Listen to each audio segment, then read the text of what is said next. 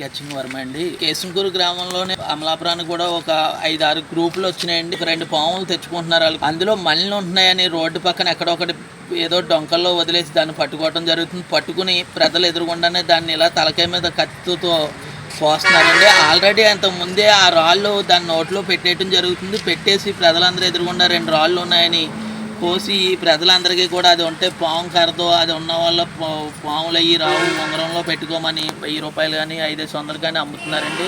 అది అంత మోసం అండి. ప్రజలందరూ కూడా మీరు ఆ రాడు కొనుక్కోవటం వల్ల ఈ యొక్క పాము కూడా చచ్చిపోతుందండి.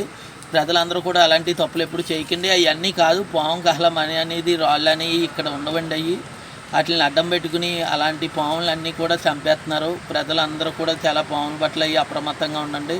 ఈ మధ్యన ఈ రక్తపింజర పాము కూడా తెలియని వాళ్ళందరూ కూడా ఏదో కొండ సెలవు అనుకుని దగ్గరికి వెళ్ళడం జరుగుతుంది. ఈ మధ్యలోనే చాలామంది ఆ పాము కరిసి చచ్చిపోవడం కూడా జరుగుతుంది. ప్రజలందరూ కూడా అది రక్తపింజర పాము అండి. మొత్తం మన పాములన్నిటికన్నా చాలా విషం ఎక్కువ ఉన్న పాము అది. ప్రజలందరూ ఈ యొక్క శీతాకాలం అలాగే ఎక్కువ పండగల సీజన్లో ఇల్లు అయ్యి శుభ్రం చేయటం వల్ల చెత్త అయ్యి తీయటం ఉంటారు.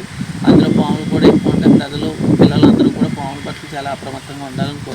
మేము కూడా ఇప్పుడు ఎక్కడైనా పాము వచ్చిందని నాకు ముమ్మడివారం నుంచి కానీ పల్లిపాలెం నుంచి కానీ ఏ ఊరి నుంచైనా నాకు వెంటనే ఫోన్ చేస్తే వెళ్ళి అక్కడ ఉన్న పామును పట్టుకుని ఇలా డబ్బాలో బంధించడం జరుగుతుంది. బంధించి దాన్ని సురక్షితమైన ప్రాంతంలో వదిలేస్తాం తప్పించి దాన్ని ఎటువంటి హాని మేము చెయ్యమండి. ఒకవేళ ఎక్కడైనా పాముకి దెబ్బ తగిలినా దానికి వైద్యం చేసి నేను మళ్ళీ దాన్ని విడిచిపెట్టడం కూడా జరుగుతుంది. ప్రజలు ఎవరు కూడా పాములను అయితే చంపద్దు. ఎందుకంటే వాటిని మనం ఏమన్నా చేస్తేనే కరిస్తే తప్పించి మన దగ్గరికి వచ్చి ఈ కట్టడం అనేది జరగదు. వాటిని కూడా చాలా జాగ్రత్తగా చూసుకోవాలని కోరుకుంటున్నాను.